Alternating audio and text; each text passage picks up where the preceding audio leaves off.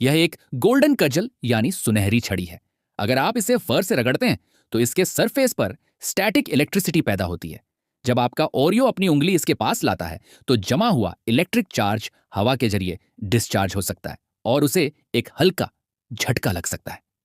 आपने यहां static electricity के सिद्धांत को देखा है, लेकिन यह झटका इतना ताकतवर नहीं है। इसकी पावर में इजाफा करने के लिए आपने दो मेटल शीट्स लीं और उन्हें एक दूसरे के सामने रखा।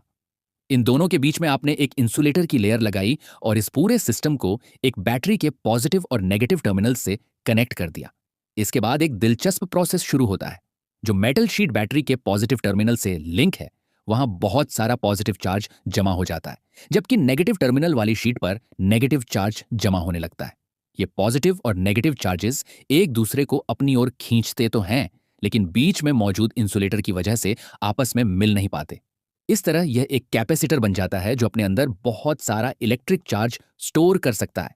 इसकी पावर को और ज्यादा करने के लिए अगर आप बैटरी हटा दें और दोनों शीट्स को एक वायर से मिलाकर अपने ओरियो को उस सर्किट के बीच में ले आएं, तो सारा चार्ज एक पल में खत्म हो जाएगा।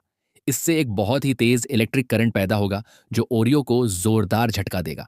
ज्यादा पावर के लिए आपको और भी बड़ी मेटल शीट्स की जरूरत होती है, क्योंकि सरफेस एरिया जितना बड़ा होगा चार्ज उतनी ही ज्यादा मात्रा में स्टोर होगा, लेकिन बड़ी शीट्स बहुत जगह घेरती हैं। इसीलिए समझदारी दिखाते हुए इन दोनों शीट्स को गोल रोल करके बीच में सिरेमिक का इंसुलेटर भर दिया जाता है और एक छोटे से सिलेंडर में बंद कर दिया जाता है।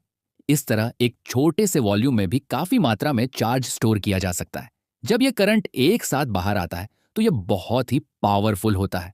अब यह एक सिरेमिक कैपेसिटर तैयार है, जिसकी सबसे बड़ी खूबी इसका तेजी से चार्ज और डिस्चार्ज होना और इसकी जबरदस्त पावर है।